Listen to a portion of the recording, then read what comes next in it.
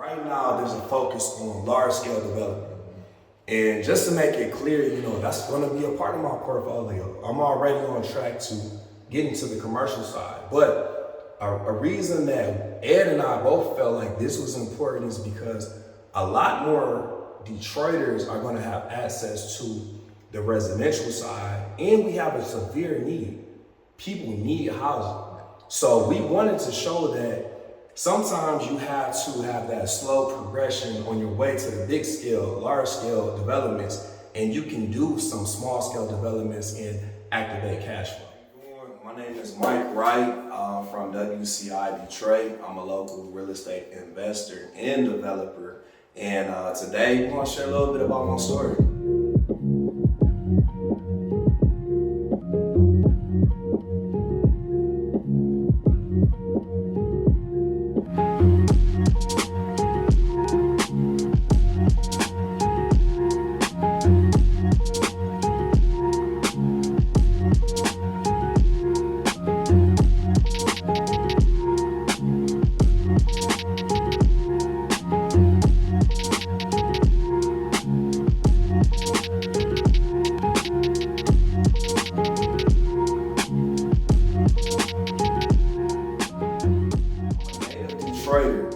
But I always tell people that exposure saved my life. I grew up and I lived on the west side and the east side of Detroit. And when I was in 4th grade, my mom got remarried to my stepdad that was a Marine from St. Louis. And the reason why that's important is because when he came into my life, we ended up moving because he believed that we go where the opportunity is. So we moved in 3 places in Virginia. We were in Alexandria, Fredericksburg, Spotsylvania. Then we moved to Colorado, a few different places. So I was away from Detroit for about 4 years before I came back in 8th grade and lived with my dad. Reason why that's so critical in my story is because when I was away, it showed me new construction. It showed me the way other people were living. It gave me a vantage point outside of Detroit. And when I came back, I knew that I wanted to get into real estate. When I first came in here, it was just debris everywhere and cabinets were old. But the one thing that I saw was the walls were solid and the structure was just immaculate. It was just old. So when I come in, I'm already knowing that we're gonna do a full demo. We literally took this thing down to the studs. Everything had to go because we had debris stacked up this high. All right, so when I come in, I'm going through the factor of, okay, we're putting in new cabinets, we're putting in new backsplash, we're putting in a new sink. One thing that I really want to point out, and I want to stress that we can make houses nice, but we don't have to blow the budget in doing it. As you'll notice, we don't have a granite countertop, but we do have a nice countertop that we spend time on, and any resident of ours are going to love to be in this kitchen because I'm thinking about the end user. I'm thinking about the family that's going to be in this house. I'm thinking about the mother that's going to be able to cook dinners in this house and provide for their family. I'm rehabbing the house as if I had a family member living here. I don't want to put somebody in something that I wouldn't want to live in here or have one of my family members in here. And the biggest thing that I would want to stress to any rehabbers out there is that it really doesn't cost that much more to do things right and be thoughtful about it. And it actually saves you in the long run because we went down to the studs in this kitchen, we know everything is tight in this house because we've gone through every aspect of this house. I was just telling Ed that even yesterday we went through and we snaked the drain one more time. This is the second time before anybody has come into this house because we know that plumbing is going to be one of the top service costs in this house. So my perspective is a little bit different than a traditional flipper because I'm not just kicking problems down the road. I know that I want to hold on to this investment and to save myself headaches down the road and to do the right thing for my future residents. We're going to make sure that the plumbing is good and we shouldn't have any issue. I look for the ugliest house on the block. to be honest. And just to, kind of unpack what I mean by the ugliest house on the block is I'm buying location first. I'm looking for an area that I know and I can see that this area is a focus of the city, and this area is in a community that people actually care about where they live. And so once I identify the area, I look for structure in the actual house. All the debris, that stuff is frivolous to me because, we've literally seen it all in these houses. Like, as you can see, this is a really nice area. Anybody that would walk into this front room and kitchen nook, they're gonna say, this is beautiful. I would love to live here. But when I first walked in here, it was debris probably stacked this high. Like, I couldn't even walk through this area. And, but the thing that's important about that is because to be a real estate developer, we have to have vision.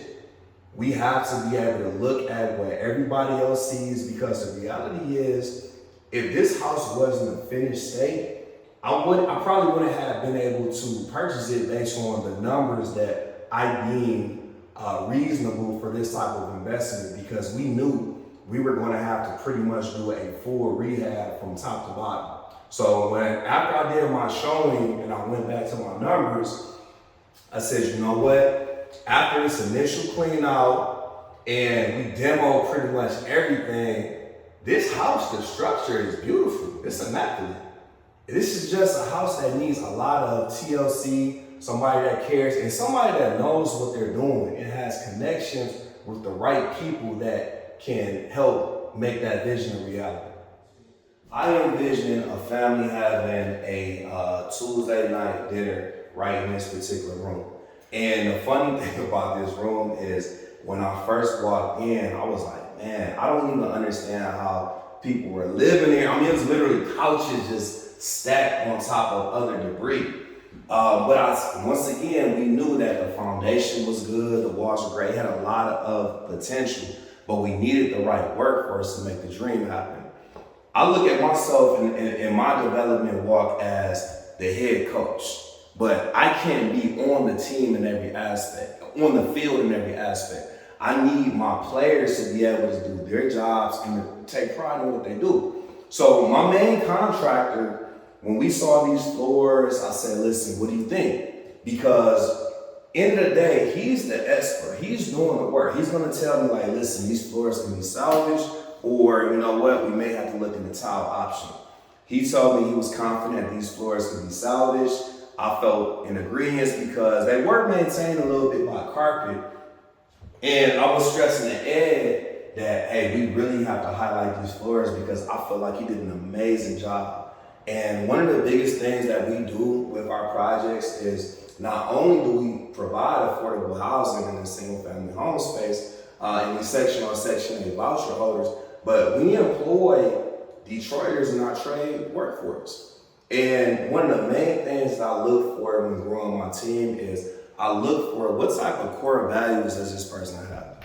What do they really love doing? So one of my main guys, he's really like an artist at work. I pay him well, but I love to just watch him work sometimes because he loves what he's doing. I'm there to support and say, listen, what do you need from me to make sure we don't stifle momentum? They're the experts in the field, and one thing that I really want to stress is that we are in dire needs of tradesmen. We got to start exposing more kids and more people to the fact that you can be very successful in the art of trades. When I was growing up, the era that I came up in, everybody stressed college. If you didn't go to a university, it was almost deemed as if you were a failure. But the reality is, college wasn't for everyone. And there's a lot of people that have degrees that they can hang on the wall, but would they deem themselves as successful? Are they struggling to make ends meet? These are questions that we really have to ask ourselves. And we got to highlight and show examples of this work, because the reality is, I'm the leader of the operation, but I didn't put this house together. My workforce did. Man, these wood floors look great. Man, yeah. I was very impressed. So this upstairs, it's a full rehab. I want to show you this bathroom. You know, this was a full gut. We came and we made sure that, you know, we want to, like I said, we want to do it nice. We want to do it to the point where we would actually wouldn't mind living here. You know, so we're very detailed with our tile work. Everything is new in here. We did have some unexpected challenges in this bathroom. I'm sorry, in this upstairs though. This room right here in particular, when we came in, we noticed that these floors were giving us some trouble. And I noticed, I'm like, okay, me in my experience of rehabbing houses, I knew that this was probably water damage. So one of the first things that we did in this house is we took out the whole roof. Like, we did a complete tear off and we replaced it because you have to resolve the issue before you start rectifying and just making it pretty.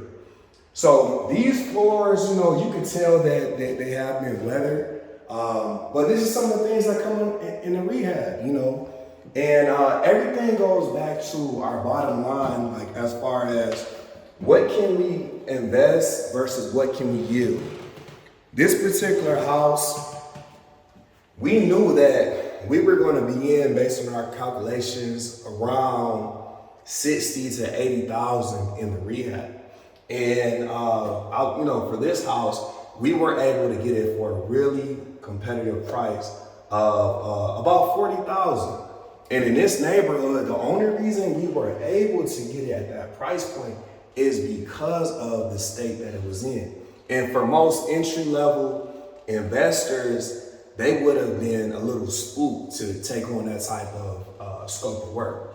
So this is the importance of collaborating with other people, because if you have someone that is more experienced and they can kind of give you a pep talk versus talking you out of a situation, you may be able to go on a fruitful experience, but you just got to make sure you have the right people in your corner. So the way that I started in this game, I was in the corporate world for one of the big three automotive industries right after college. I graduated with my undergraduate degree from Northwood University in 2008. I was traveling. I was in Colorado, I was in Arizona, I was in Memphis, Tennessee, and I was doing really good work. I was making over 6 figures, but I knew that I wanted to get back to Detroit because after 2008, my father, he came to me and he told me, like, listen, I'm losing all types of money and I'm gonna take a risk. I'm taking all my money out the stock market and I'm gonna just buy some of these cheap houses, because at that point, everything was just cheap. And so I said, listen, I don't know anything about it, but I'm with you. You know, up until that point, we have done a lot of different trades. You know, my dad, he worked 2 full-time jobs. He was a police officer working midnights, and then in the daytime, he would work at Southfield High School. And so I seen his work ethic, and we still used to go clean buildings. We had lawn services. We had all types of little hustles. So to me, I'm thinking, okay, this is another little hustle that we're gonna do. But I started seeing the vision working. You know, he was buying houses for dirt cheap at that time. 09, 10, maybe like 5,000 and 6,000. But he was making them beautiful. And so that gave me the spark to realize, like, yo, this is really something that can work. And once I had that evidence, I said, I gotta get back to Detroit. So even though I was living in, you know, beautiful places like Colorado, Arizona, Tennessee, my whole initiative was getting back to Detroit. And I think that's very important to highlight, because a lot of Detroiters, I feel, take for granted the type of opportunity and the gem that we were born into, let alone all the rich history that Detroit has. But our real estate is very unique compared to other cities. And sometimes you have to leave just to come back and appreciate the architecture that we have right here in the city. But when I came back, I had been saving like relentlessly, because I knew that I wanted to get into real estate. And I knew at that time it was a cash market. Cash was literally king. You couldn't get financed even if you wanted to, because of 2008 market crash. So I had been saving tremendously. my wife, that's not my wife, she was my fiance at the time, and you know, she was in the trenches with me. You know, we were saving, and I was just selling her on this dream that one day this is all gonna be worth it.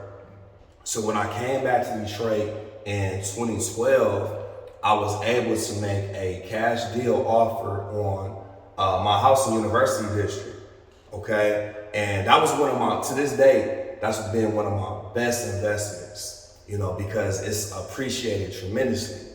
So I had that house, and I immediately, I bought up 3 other houses. It was 2 on the east side on Edmore, actually, 48205 zip code. So anybody that knows about the zip code, that is an area that they call the red zone in Detroit. But one of the things that I call my superpowers is the fact that I lived on the west side, I've lived on the east side, and so I knew that people in Detroit, they want to buy where they're comfortable at. If you're born and raised on the east side, a lot of people want to stay on the east side. If you're born and raised on the west side, they want to stay on the west side. I looked at it as opportunity everywhere because we have really nice houses on the east side, we have really nice houses on the west side. But when I first got into the game, so mind you, I had my personal house, and I had 3 other investment properties. I had no idea what I was doing. I made a lot of mistakes. I mean, it was bad. You know, my biggest thing was contractors, you know, the people that I was working with. I didn't take enough time to screen the people, and I got burned, just bad, you know, just dealing with people that weren't ethical. They did not share the same core values as I did, and I almost ended up losing a lot at that moment. The thing that kept me engaged in real estate was the 2 houses on Edmore. I realized I was in over my head, and I said, all right, I need to jump out the window. I gotta activate that parachute, and at this point, I just gotta save myself. I was taking a tremendous loss. The thing was, even after all the mistakes that I made, when I sold, I still broke even on those. And I had my other investment property that was on the west side of the street called Plainview. And so that made me really think like, man, I basically jumped in this game not really knowing what I was doing, made every mistake that you can make, and I still was able to kind of break even. And so that showed me that, you know what? This is something that I need to stay in. I just have to be more strategic on how I do it long term. So I went back, and mind you, I was still working in the automotive industry. So I was still making really good money on that end. And I was able to just pad my fall a little bit because of my job, my 9 to 5. That's another thing too. A lot of people ask me about my journey, and they always skip to this time period where I'm a full-time entrepreneur. You know, I do real estate all day, every day. So Ed and I, when we get together, we have these great, rich conversations because we really love real estate. But the thing is, my 9 to 5 corporate position was my biggest partner. It was my biggest investor in my own enterprise. And one thing I really want to stress was I was really good at my job. When I was working corporate, I did my job extremely well. And I had to invest in my real estate after hours. So after my 9 to 5, I had to go work a 5 to 9. And I had to do everything I had to do with the business. So it wasn't like I was getting out of any work. I was just loading more work on myself. And I did this for over a decade. It was close to 13 years. So I really want to stress to people that real estate is not a get rich quick scheme like it's advertised some ways, but it can be very fruitful if you're built for it. This is a full contact sport. You know, it's not like tennis. You're going to take some hits in this game, but you're either built for it or you're not. Myself, I'm built for it, you know. And just fast forwarding a little bit, I had to figure out, okay, we're growing, we're making strides, but how do we make this sustainable? You know, so it comes down to the money. Like, do we have enough money to keep the dream going? This particular house, we did the Bird method. So we bought it using a line of credit. So going back to when I told you my first purchase was one of my best purchases, because I was able to make a cash deal, I had a very low mortgage, which I ended up paying off. And then years later, I was able to get a line of credit on that primary residence. And so essentially, I act as my own bank. I use my line of credit to make a purchase of a house. I use that to fund the rehab. And then once it's done, and it has that ARV, which is the after repair value, I make a decision on if I want to do a refinance and pull money back out. This particular house ended up doing pretty well for us. We were invested a little bit over, around about 100K all in. And it appraised for about 200K. So, this is what I would call a little bit of a home run, but we don't always hit home runs. And, I think it's important for me to tell specific numbers because right now there's a focus on large scale development. And just to make it clear, that's going to be a part of my portfolio. I'm already on track to get into the commercial side. But a reason that Ed and I both felt like this was important is because a lot more Detroiters are going to have access to the residential side, and we have a severe need. People need housing. So we wanted to show that sometimes you have to have that slow progression on your way to the big scale, large scale developments, and you can do some small scale developments and activate cash flow. Here, what we're standing is a basement bathroom.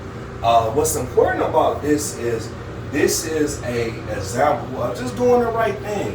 One of the things that I noticed when I came into this house was it's an older style house, it's a colonial, so we had a full bathroom on the top floor, and that was the only bathroom in this house. And so I put my mind in the perspective of tenants living here, and I said, okay, when they have company that comes and visits, the only way for them to basically go to the bathroom is go all the way upstairs. And so we said, no, let's do the right thing. Let's add another bathroom down in the basement. And so we ended up adding a full shower, full bathroom down here just because it was the right thing to do. And one thing I want to highlight is it doesn't cost that much more just to do the right thing. Did it cost a little bit more? Yeah, it did. But it also helps on your appraisal and the type of tenant that you're gonna have because they see the thoughtfulness that was put into this house in comparison to some of the other houses that they view. Here, this is an example of some of the challenges that we do have with working with the city of Detroit. And this is not to bash the city at all, but it's an opportunity for growth, for us all. But this was an issue where we had the water key on the exterior. They were telling me it was bent. Okay, so I needed to be able to turn off the water from the exterior to do a repair on the inside and basically replace the shutoff valve. It took a tremendous amount of time to get them out here. And when they finally did arrive, they just arrived unexpectedly. Like it was by happenstance that one of my contractors was here. He was blowing me up. He finally got a hold of me. He told me, like, listen, man, they're here to change this water key. I said, cool, let them do it. It's all good. But, we had got this front area. We had the landscaping done, and you can kind of see how they left the dirt. It's just, just no thoughtfulness. And one thing I want to point out, and you can see their marks from their tires on their backhoe machine. They came right up here over the new concrete walkway we just poured and cracked it when they really could have just came from the sidewalk. It was unnecessary, So these are some of the things that we gotta talk about. I'm not here to bash any entity. I really would like us to bridge the gap with some of our services, but these are some of the frustrations that come into play when we have developers in the field or investors, whatever we're doing, because sometimes it feels as if, we're not on the same side, because this is something that I'm going to contact the city and see if they'll do something about, but I may end up having to eat this cost and replace a walkway that I just replaced, to do the right thing for my tenants. So something that we got to, just bring to bring to the point and just talk about it. So I showed you this house right here, 3-bedroom colonial. I want to show you a little bit different flavor of a house. Smaller house, 2-bedroom ranch, but I think it's important just to show the diversity because these are houses that, we're gearing towards Section 8 voucher holders, so we're providing affordable houses. But another part for the investor to realize is because we're partnering with the government, the rent that we're getting monthly is a more guarantee, and so it kind of makes more sense in my point of view because you don't have to chase rent all the time. And we are providing a need because we have a severe shortage of affordable houses. So we in the thick of it on this one. It's rehab. This is the more real deal than the other stuff, really. Absolutely. This is a real deal of rehab. We're in the thick of it right now. This is a work site. And this is a little bit different flavor than the other house that we showed you because this particular house is a 2-bedroom ranch, whereas that one was a 3-bedroom colonial. One thing that I really want to stress, the reason why I purchased this house, once again, location. I know that this was a block that had potential to be here 20 years from now. I knew that the community, they actually care about the block. But the main thing was I looked at this as a cash flow property. Whereas the other property is more of an appreciation play. This is a cash flow property where the HUD dictates for a 2-bedroom voucher, I think about $1,290 per month. Now, you do have some allowance for water and utilities, which we do not pay, so you minus that. But you can rent this to a Section 8 voucher holder once it's complete and finished for about $1,200 a month. And someone with a smaller family that only needs 2 bedrooms, this would be a perfect little ranch style house. And it's going to be really nice once it's finished. But like to the point I made earlier, it's important that everybody sees the real deal and not just the finished products because, sometimes we look at HGTV and we think about, we got to get there, but it's a road that we have to take from point A to point C, and this is a part of it. And Ed and I, we were talking off camera. If you stack up enough of these little small projects, you can build a decent portfolio that's going to provide a profit yield for you and your family. Like for me, for example, I had to build my portfolio enough to where I was making annually at least what I was making at my corporate position. And I mentioned earlier, I've been making over 100,000 in the corporate world since I was 27 years old. I have 4 kids, I have a wife. These are all things that we have to consider. We care about the people. We want to provide affordable housing, but if we're not sustaining our own lives and we're not able to be profitable in the process, we're not going to be around long enough to really make any impact. So that's one thing I want to stress. Another reason why I decided to purchase this particular house is because it was a smaller house. Because it's a smaller house, it's a smaller rehab budget. And I knew that I could get through it and activate it quickly and get somebody in here renting it out. These are some of the things that you have to consider when you're thinking about your ultimate buy box and which house you want to purchase. Of course, the big house looks great until you're in there and you have $100,000 rehab budget, and now you're in over your head trying to figure out how am I going to pay for this, So that's one thing that we thought it was important just to show a different flavor because real estate looks all different ways. What you'll notice probably is the more houses that you go to of mine, we pretty much had this process, I don't want to say down to a science, but we have a strategic art where we try to make it as brainless as possible. Almost every house that you go to of mine is going to have a very similar schematics. Now, the other house that we went to, we did change up the paint choice, but this is like the company stamp right here. This particular gray with the white trim. This is more of what you'll find at the majority of our portfolio. And it's a few different reasons that we do that is because, like, for one, we like to make our houses nice. You know, everything's new in this kitchen, but we're doing it on a budget. You know, we're not going to blow our numbers just to put in, top of the line granite countertops or, import a sink in here. Like, this is all Home Depot stuff. You know, I'm just keeping it real for the people, man. This is all Home Depot stuff, but the thing is, it's nice and it's thoughtful. My 5 to 10 year vision for WCI is that we're going to continue to expand our residential portfolio because Detroit truly is a ownership city. And although, we do have our bigger developments where we provide multi-families and apartments, some people just want to live in a single family household. And I understand that, I resonate with that, and that's very important to me. So I want to keep our residential arm in place, but we are going to expand our commercial brand. And we're going to collaborate with other developers, and we're going to figure out what makes the most sense for Detroit, because Detroit is a place unlike any other city. The way I look at it is Detroit is one of the few cities that the trajectory is 100% pointing up. Like I mentioned Arizona, I've mentioned Colorado.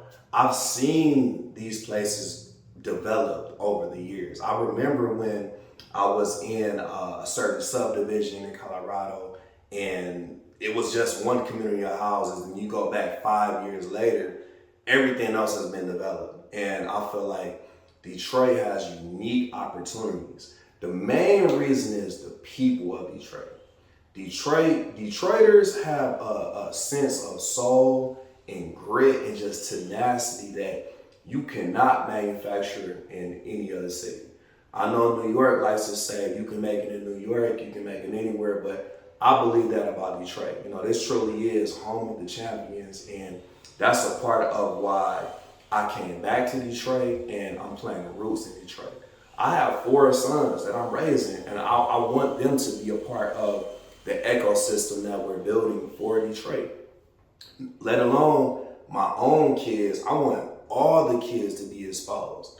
And so I was talking to Ed about some of the things that we do. We do mentorship every Friday at a school with an organization called Men 2.0. And it's basically giving these kids an example of what authentic manhood looks like in a positive form, where we can be business owners, we can be entrepreneurs, and we have Christian principles. So that is a part of us planting seeds in the youth, because a part of why some of our kids don't dream is because they're dealing with too many adult realities at an early age. Some of the things that we hear from these kids and their teachers saying, well, they're not paying in school, they're acting out, they're being aggressive and fighting. But when you sit down and you talk to these kids and you realize that, they're going from house to house, or they don't have any stability with their parents, or some of their primary caretakers, they're showing them some of these bad examples. A lot of these kids are just yearning for people to just show them something positive, show them something that they can do that's productive and profitable. And that's the reason why Ed and I are really doing this. We've had several conversations off the air, off the camera, and we say, we have to tell more of these stories. And I want to take a moment. I'm going to talk to the guy behind the camera right now, but I genuinely want to thank you for this, man, because Ed is somebody, I've told him this off the camera, but when we were in our Capital Impact EDI program, when Ed told his story, he's the one that I resonated with the most, because he was so transparent. I mean, it wasn't any fluff. He was telling us the real deal, and he was just being authentic. And I told him, I said, man, I appreciate that. And I was at his ribbon cutting last week for the ribbon on East Warren. And every time we see these little pieces of evidence in the ecosystem that we're creating, it energizes the overall movement.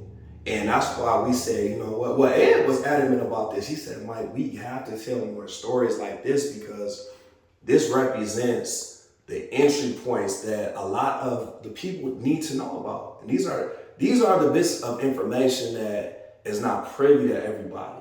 So we're doing our part to try to get information out. We want to remind people that, listen, we're creating something special in Detroit. We're changing the narrative. You know, we're creating an environment where we do collaborate with each other. We do share information. We do share resources. You know, I'm the type of person that I don't have a lot of free time because I have so many kids and activities, but anytime I can sit with somebody and just have a real conversation, if there's any information I can give you that's going to help propel you on your journey, I want to do that. That's by all means. So if anybody wants to reach out to me, come check out my Instagram at DetroitInvestor_WCI. We do have our website, WCIDetroit.com. But just reach out to me. You know, I'm on Instagram, I'm on Facebook, but I love having these type of collaborative conversations that just, you know, energize us all. Because we really do have something special in Detroit where other cities are trying to benchmark the ecosystem that we're creating. And I want to highlight on the point that we're just at the tip of the iceberg, okay? We got a lot of work to do, but we have momentum on our side. And we can do it, but it's going to take all of us because it's like moving mountains, to be honest. This is an industry that is not privy to everyone, and there's a window of opportunity, and that window is not fully open. You know, it's a little bit of a crack, and we got to do more to get people inside these conversations in these rooms. So, you know, by all means, it's been a pleasure, you know, showing you guys a couple of the projects that I'm working on. And hopefully we have some bigger projects and we can do this again, you know, and just have a little powwow. Absolutely, man. Before I go, man, I want to give Ed one of our shirts. I'm wearing it, but I told him that, man, this is something that I want to give him because this is a part of the brand that we're creating. Smooth, man. But it says, outlasting all obstacles. And it shows the lion's head and it represents the city of Detroit, the type of grit that we have. And this is a saying that we used to say in football. It's like, hey, whatever comes against us, we just gotta outlast it. And real estate is a lot like that, you know. It's gonna be a bunch of unknowns that pop up. But at the end of the day, just remember, man, as long as you can outlast these obstacles, you can find your way to victory. Good looking, Mike. Yes, sir.